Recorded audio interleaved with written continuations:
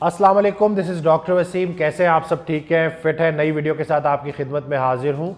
आज की वीडियो बिल्कुल डिफरेंट है। ना ये सीधा सीधा डायबिटीज़ के ऊपर है, ना ये किसी मेटाबॉलिक सिंड्रोम के ऊपर है। बार बार हमसे कहा जा रहा था कि इस टॉपिक के ऊपर वीडियो बनाएं, क्योंकि एक ऐसी चीज़ जिसको नज़रअंदाज किया जा रहा है, जो हमारी सेहत के लिए बहुत ज़्यादा ज़रूरी है। और आज का बच्चा जवान बूढ़ा सब इस प्रॉब्लम को फेस कर रहे हैं, और वो है बेख्वाबी, इंसोम्निया के नींद को पूरा ना करना, नींद का ख्याल ना रखना, डीप स्लीप को इम्पोर्टेंस ना देना। आज का इंसान कभी काम का बहाना बना लेता है कि मैं तो बहुत ज़्यादा काम करता हूँ इसलिए मैं ज़्यादा सोता ही नहीं, मैं तो ज़्यादा नींद नहीं करता, मेरी तो नींद बड़ी थोड़ी है। तो मैं आपको डरा नहीं रहा, लेकिन यकीन जाने आप एक बहुत ख़तरनाक रास्ते पे चल रहे हैं अगर आपकी डीप स्लीप पूरी नहीं है। तो आज की वीडियो में हम बात करेंगे उन सारी वजूहात के ऊपर कि क्यों स्लीप लोगों की ख़राब हो चुकी है, इसके पीछे की साइंस क्या है, और इसका हल इतना सिंपल नहीं है जो लोगों ने बना लिया है कि एक गोली खा ली और सो गए। उन गोलियों के साइड इफ़ेक्ट्स हैं, और आजकल तो लोग बग़ैर डॉक्टर के पास गए खुद से ही शुरू हो जाते हैं और इस तरह की ये नींद की अद्वियात लेते हैं, नशावर अद्वियात मैं इनको कहता हूँ, जो खुद से लेते हैं बग़ैर किसी प्रिस्क्रिप्शन के। और हम ये जानते हैं कि इनके साइड इफ़ेक्ट्स भी हैं।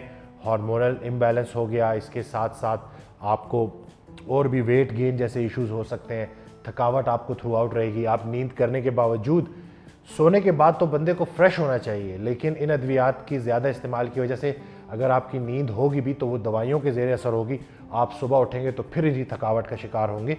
तो आज हम बात करेंगे कि ये नींद क्यों ख़राब हुई है और इसको कैसे ठीक करना है। आज के इंसान की एक बहुत बड़ी वजह नींद के ख़राब होने की वो ये है कि पूरा दिन वो स्ट्रेस में रहता है, हसद, गुस्सा, नफ़रत, इसको लेके ये कैरी करके वो बिस्तर पे जाता है और फिर उसके दिमाग में यही सारी चीज़ें चल रही होती हैं। इन चीज़ों को वो जो है प्रॉपर तरीके से मैनेज नहीं करता। दिल में बोझ है, दिल में नफ़रत है।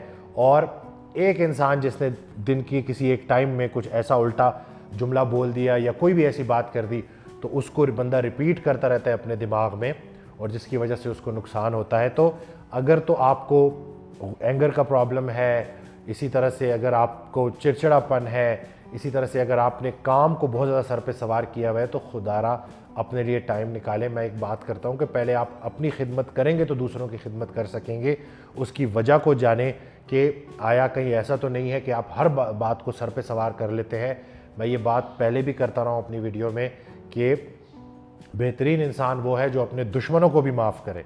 तो एक चीज़ को प्रैक्टिस करें और अपने दिल से ये बोझ हल्का करें कि जब आप बिस्तर पे जाएं तो आपके दिल में किसी के लिए नफ़रत ना हो, आपके दिमाग में कोई ऐसी चीज़ ना चल रही हो, कोई एक इवेंट डे का, कि जिसको लेके आप इतना ज़्यादा परेशानी ले लो कि वो जो अभी सोने का टाइम है, रिकवरी का टाइम है, वो भी आपका कॉम्प्रोमाइज़ हो जाए। तो इन चीज़ों को देखना है कि कहीं आप कोई नेगेटिव बंदे तो नहीं बन गए, कहीं लोगों के बुरे रवैयों ने आपको बुरा तो नहीं कर दिया। हमारे पास तो जो एक ही ऑप्शन है वो है सब्र की ऑप्शन है, और जो इंसान इस पे सब्र करेगा, और सब्र से मुराद ये नहीं है कि जैसे कोई ज़बरदस्ती आप अपने ऊपर कोई एक चीज़ इम्पोज करेंगे। आपने अल्लाह की रज़ा के लिए सबको माफ़ करना है, क्योंकि एट द एंड आपने भी तो अल्लाह से माफ़ी मांगनी है। तो बिस्तर पे जाने से पहले दिल से नफ़रतों को निकालें। कोई भी ऐसी बात जो दिन में हो गई है वो आपकी सेहत से ज़्यादा कीमती नहीं है। उस इंसान ने एक दफ़ा गाली दी थी, आप अपने दिमाग में 50 दफ़ा वो गाली रिपीट कर चुके हैं। तो अगर तो आप इस पैटर्न पे चल रहे हैं तो कोशिश करें कि इन चीज़ों को फिक्स करें। इसके बाद एक और बड़ी वजह नींद के ना आने की वो है ये जो mobile phone, social media, Instagram के रात जो सोने के लिए बनी थी, रात को अंधेरा हुआ इसलिए था ताकि आप जो स्लीप की जो वेव्स हैं वो कैच कर सकें और बेहतरीन नींद से जो है अपनी बॉडी को रिकवर कर सके। उसके बरक्स आज का इंसान क्या करता है कि वो सोशल मीडिया पे एक्टिव रहता है, बार बार मोबाइल को देखना, स्क्रीन की लाइट को देखना, वो वजह बनती है आपकी नींद के ना आने की। और स्लीप की वेव आ रही होती है लेकिन वो वेव कैच नहीं हो रही होती है और वो मिस हो रही होती है, और होते होते ऐसा होता है कि जो डीप स्लीप का टाइम है, यकीन जाने हमारे रिलीजन में जल्दी सोना और जल्दी उठना, तहज्जुद के लिए भी उठना उन्हीं लोगों ने उठना होता है जो टाइम पे सो गए होते हैं। कि क्योंकि जो जल्दी सोएगा और लेट से अगर वो 2 AM या 2 इसी के दौरान उठता है, तो अगर वो जल्दी सो गया है तो यही वो टाइम है जो अल्लाह की तरफ से सेट है कि जिसमें आपको डीप स्लीप नसीब होगी। और जब तक डीप स्लीप होगी नहीं तब तक ग्रोथ हार्मोन सही तरह से रिलीज़ नहीं होगा, आपकी बॉडी प्रॉपर तरीके से रीमॉडलिंग रिकवरी में जाएगी नहीं। तो आपने अपनी स्लीप का जो पैटर्न है उसको ठीक करना है और कोशिश करना है कि आप जल्दी सोएं। और अगर आपको बहुत सारे कोई पेंडिंग काम है भी तो कम से कम जल्दी सो के 2 AM आप उठ जाएं और उस दौरान अपना काम कर लें।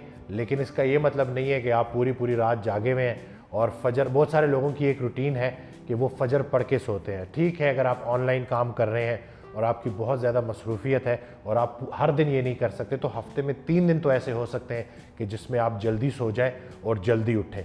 और यकीन जाने आप ये चीज़ें जब प्रैक्टिस करेंगे ना तो आप देखेंगे कि आपको बेहतरी नज़र आएगी और ये जो आप दवाइयों का सहारा ले रहे थे उनकी भी आपको ज़रूरत नहीं पड़ेगी।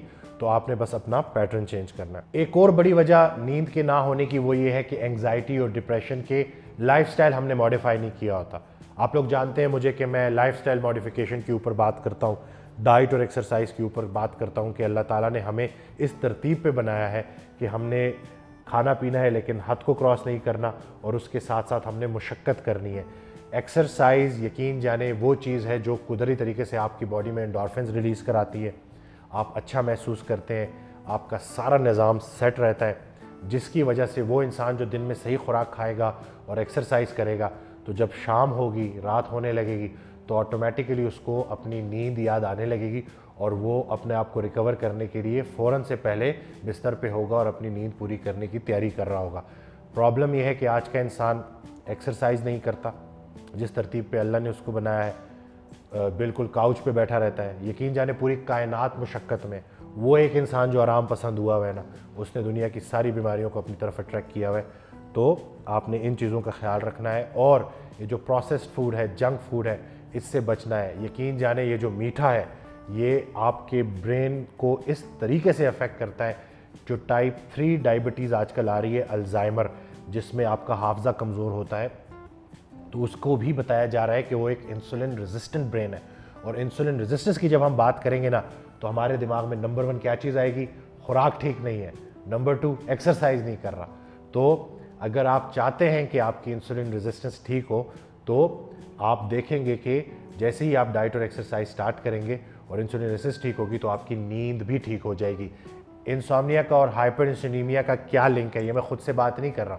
नेट पे सर्च करें, स्टडीज़ मौजूद हैं जिसमें देखा गया कि जिन लोगों के खून में इंसुलिन लेवल ज़्यादा थे उनको इंसोम्निया सबसे ज़्यादा था, वो बहुत ज़्यादा बेख्वाबी का शिकार थे। तो इसीलिए जो डायबिटिक पेशेंट होते हैं आगे जाके उनको नींद का प्रॉब्लम हो जाता है, इसलिए जो बाकी अद्वियात वो ले रहे होते हैं उसमें साथ साथ एक गोली पक्की ऐड हो जाती है जो नींद की गोली होती है। तो आपने जो एक चीज़ जिसका ख्याल रखना है वो लाइफस्टाइल को मॉडिफाई करना है और आपने एक्सरसाइज करनी है, आपने डाइट करना है।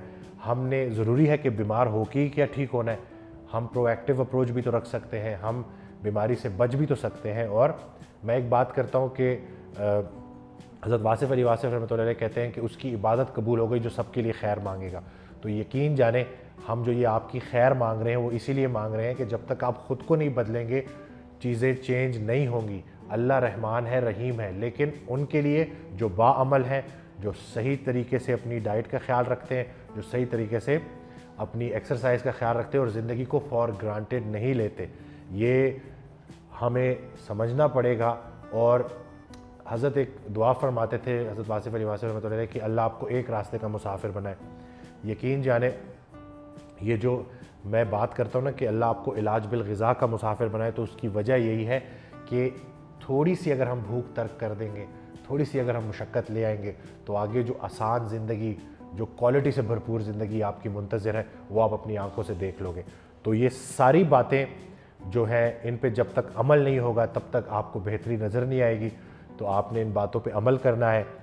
यकीन जाने रिसर्च जो इतनी पैसे लगाने के बाद जिस नतीजे पे पहुँचे हैं वो यही है कि इंटरमिटेंट फास्टिंग में शिफा है, फास्टिंग करने में शिफा है, कैलोरिक डेफिसिट कम खाने में शिफा है, और उसके साथ साथ exercise, resistance training, cardiovascular exercise, इसमें शिफा है।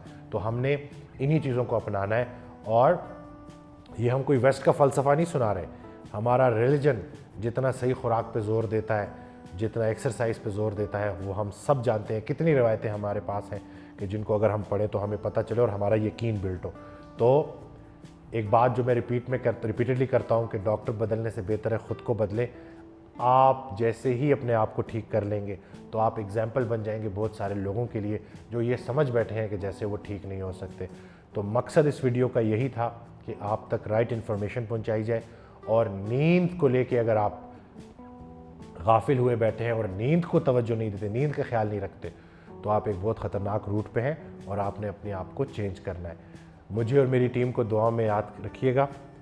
चैनल को सब्सक्राइब करना ना भूलिएगा। और अगर कोई वीडियो किसी टॉपिक के ऊपर आप बनवाना चाहते हैं तो हमें कमेंट ज़रूर कीजिएगा। हम इसीलिए वीडियोस बना रहे हैं ताकि आप लोगों में अवेयरनेस आए, और जो आपकी डिमांड है वो हमारी डिमांड है। हमें बताइएगा कि किस टॉपिक पे वीडियो बनवाना चाहते हैं, हम ज़रूर बनाएंगे। नेक्स्ट वीडियो तक के लिए मुझे इजाज़त दें। अपना बहुत ख्याल रखिएगा। अल्लाह हाफ़िज़।